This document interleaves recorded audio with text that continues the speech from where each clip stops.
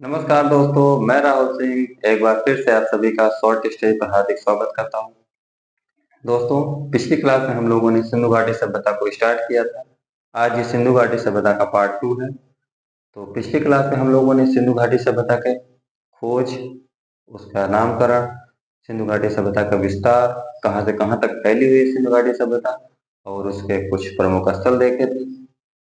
तो आज हम लोग दोस्तों उसका पार्ट 2 लेके आए हैं। कुछ स्थल रह गए थे, तो आइए एक एक करके उसको देखते हैं और सिंधु घाटी सभ्यता की विशेषता, क्या विशेषता थी सिंधु घाटी सभ्यता की, उसके बाद उसके पतन के कारण जानेंगे और इसी वीडियो में हम लोग सिंधु घाटी सभ्यता को समाप्त कर रहे होंगे। तो उसमें हम लोगों ने कुछ महत्वपूर्ण स्थल जैसे हड़प्पा, मोहनजोदड़ो, लोथल, धौलावीरा, चनहूदड़ो जैसे स्थल को पढ़ लिया था। तो कुछ स्थल जो रह गए थे इस वीडियो में हम लोग कवर करने वाले हैं। तो आइए दोस्तों शुरू करते हैं। दोस्तों, बनावली स्थल है, ये हरियाणा के हिसार जिले में पड़ता है। आप हरियाणा याद रखिएगा।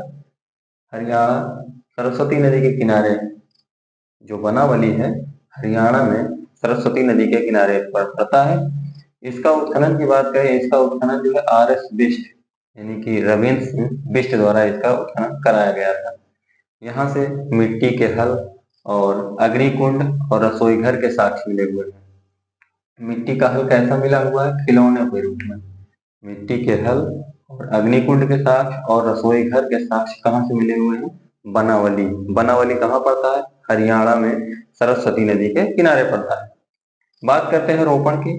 रोपड़ पंजाब में पड़ता है। पंजाब का एक रोपड़ जिला है, वहां पंजाब में रोपड़ पड़ता है। सतलज नदी के किनारे है रोपड़। इसका उत्खनन यज्ञदत्त शर्मा द्वारा कराया गया था। रोपड़ का उत्खनन यज्ञदत्त शर्मा द्वारा कराया गया था। यहाँ से मालिक के साथ कुत्ते दफनाने के साक्ष्य मिलते हैं। आपने नवपाषाणकालीन स्थल बुर्जहोम के बारे में पढ़ा होगा। मैंने पूरा पाषाण काल, मध्य पाषाण काल, नवपाषाण काल सब कुछ पढ़ाया हुआ है। तो उसमें आपने देखा होगा जिस तरीके से बुर्जहोम से मालिक के साथ कुत्ते दफनाने के साक्ष्य मिले थे, ठीक उसी तरीके से रोपड़ में मालिक के साथ कुत्ते दफनाने जाने के साक्ष्य मिले हुए हैं। तो ध्यान रखना है साथियों। एक स्थल है सुरकोटदा। सुरकोटदा गुजरात में पड़ता है, सादी कौर नदी के किनारे। कहाँ पड़ता है? सादी कौर नदी के किनारे सुरकोटदा पड़ता है, गुजरात में। यहाँ से घोड़े के हड्डियों के साक्ष्य मिले हैं या घोड़े के अस्थि पंजर के साक्ष्य मिले हुए हैं। एक स्थल है रंगपुर। रंगपुर जो है गुजरात में पड़ता है, भादर नदी के किनारे। अधिकतर स्थल गुजरात में खोजे गए हैं। तो साथियों, सभी स्थलों को ध्यान रखना है। रंगपुर गुजरात में, भादर नदी के किनारे। सुरकोटदा गुजरात में, सादीकौर नदी के किनारे। ऐसे और स्थल हैं जो गुजरात में हैं। तो आइए दोस्तों आगे बढ़ते हैं। दोस्तों, हम लोगों ने स्थल को कंप्लीट कर लिया है। अब बात करते हैं इसके समकालीन कौन कौन सी सभ्यताएं थी। तो देखते हैं दोस्तों, चीन की सभ्यता इसके समकालीन थी। मिस्र की सभ्यता, मेसोपोटामिया की सभ्यता। अगर आपसे पूछा जाए कि विश्व की सबसे पहली सभ्यता कौन सी थी, तो मेसोपोटामिया की सभ्यता सबसे पहली सभ्यता थी।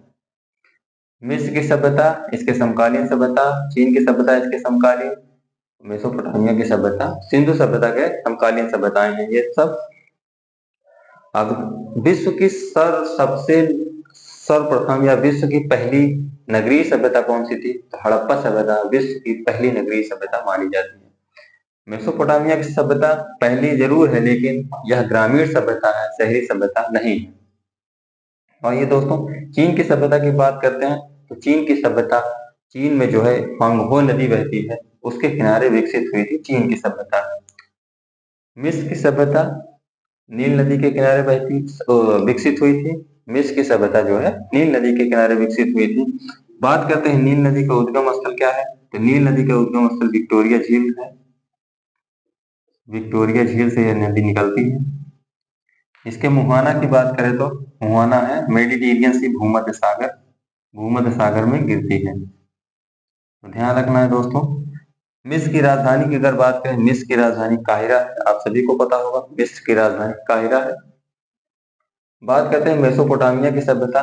मेसोपोटामिया कहाँ है? इराक में स्थित है। मेसोपोटामिया जो है इराक में है। यहाँ की यह सभ्यता है। इराक की राजधानी आप लोग ध्यान रखें कि बगदाद है। इराक की राजधानी बगदाद है। यह जो है मेसोपोटामिया की सभ्यता दजला फरात, दो नदियां हैं, दजला है और फरात, नदियों के किनारे विकसित हुई है।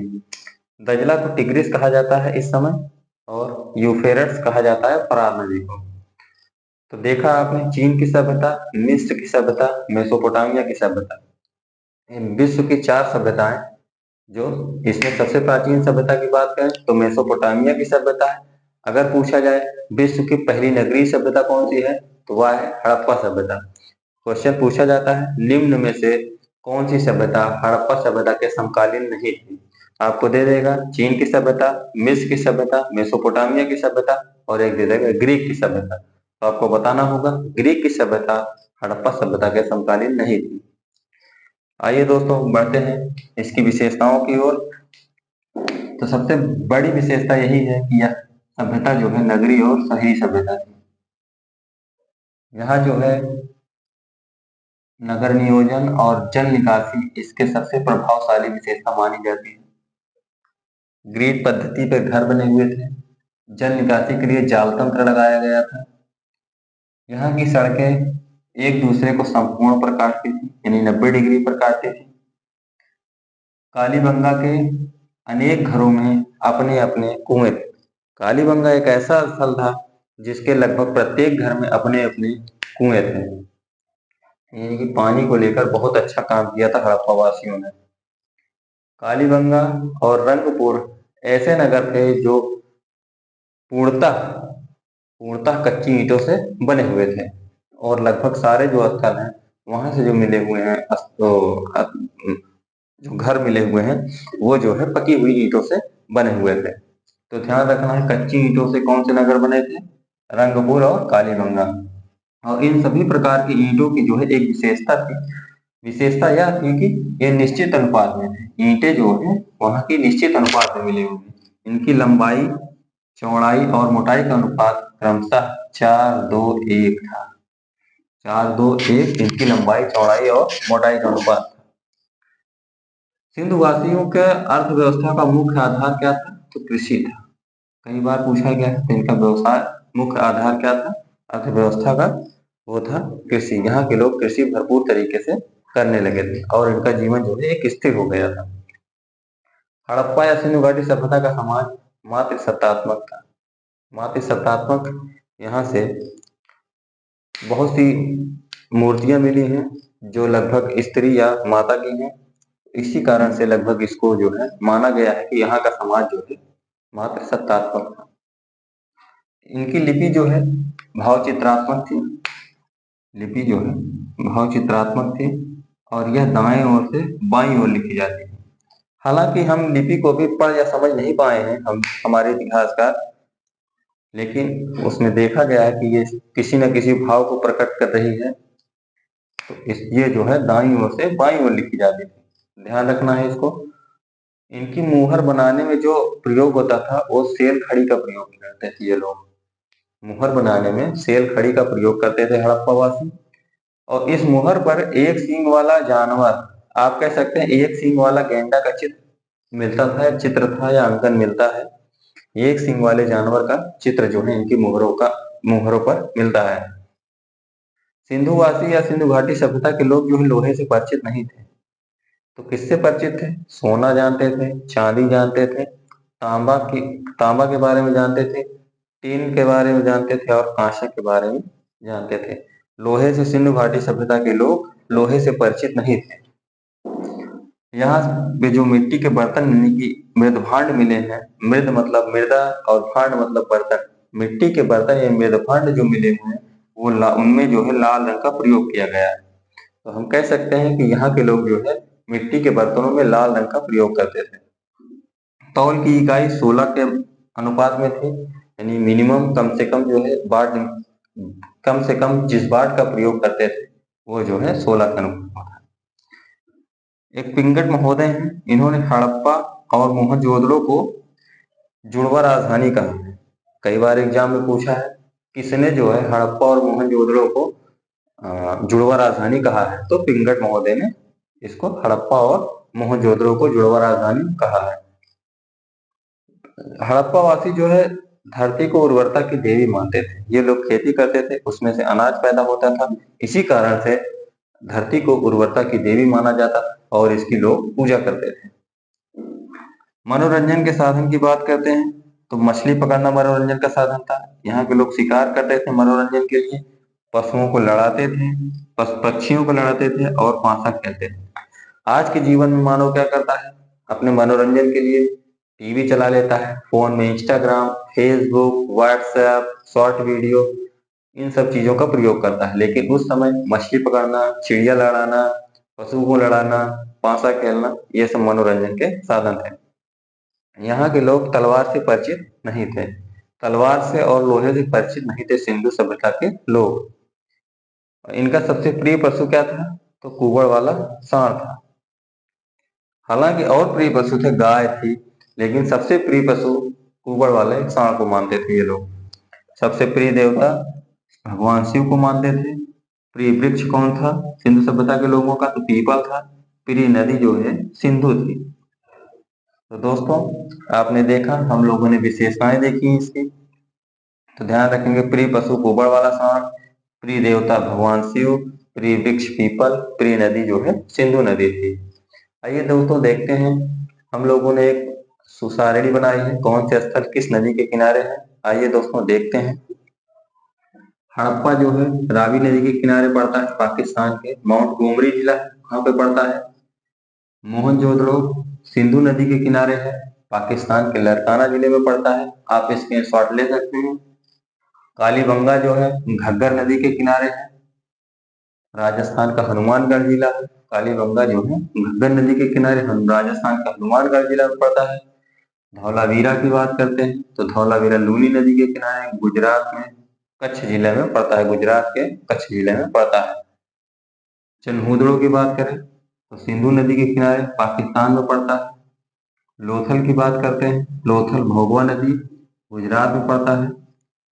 बनावली कहाँ पड़ता है, सरस्वती नदी के किनारे हरियाणा में पड़ता है, हरियाणा का हिसार जिला।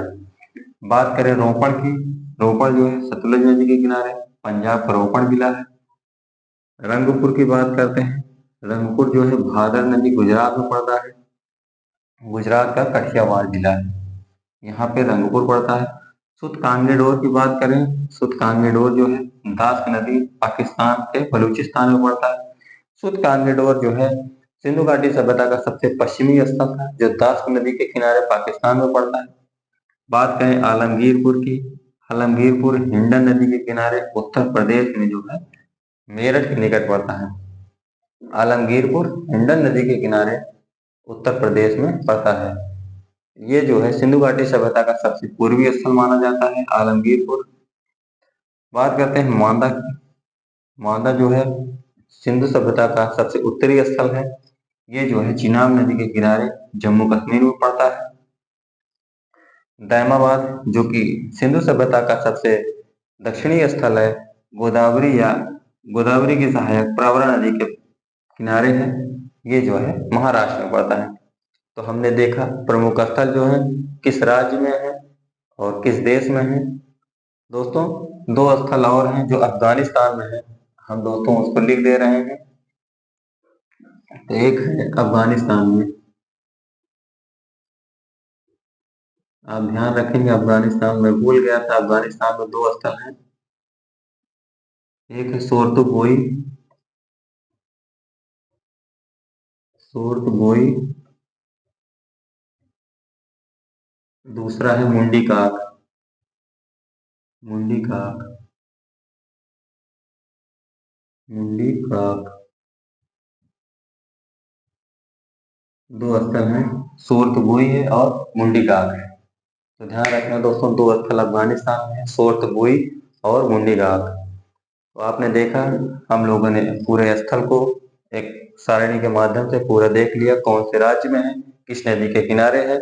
आइए दोस्तों देखते हैं इसके पतन के कारण कौन कौन से इतिहासकार का क्या क्या मत है। आइए दोस्तों समझते हैं।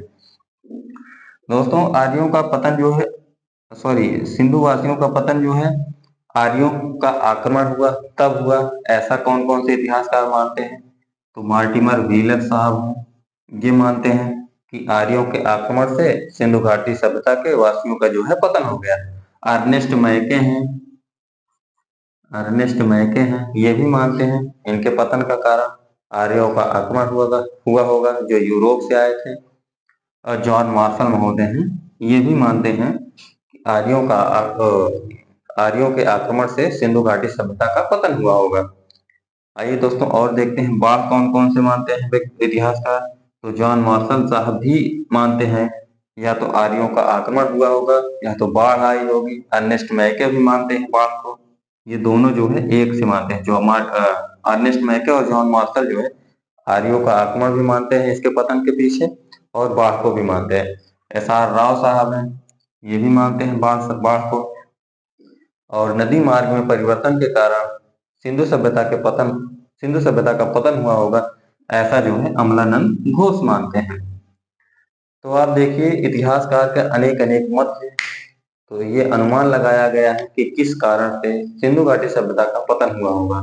हालांकि नदी परिवर्तन के द्वारा दिखाया गया है, मोहनजोदड़ो एक मूवी आई थी, उसमें दिखाया गया है कि कैसे पतन हुआ था। तो नदी मार्ग में परिवर्तन उसमें दिखाया गया है, तो आप देखे ही होंगे। तो दोस्तों क्लास कैसी लगी जरूर बताइएगा और अपने सभी दोस्तों को शेयर करिए और चैनल को सब्सक्राइब करिए। अगर आपने अभी तक पिछली वीडियो नहीं देखा है तो पहले पिछली वीडियो देखिए। हालांकि मैं उसका लिंक जो है इस क्लास के डिस्क्रिप्शन में डाल दूंगा। तो दोस्तों सभी दोस्तों को शेयर करिए, शॉर्ट स्टे से जुड़े, लाभ लें इसका। दोस्तों नमस्कार, जय हिंद, जय भारत।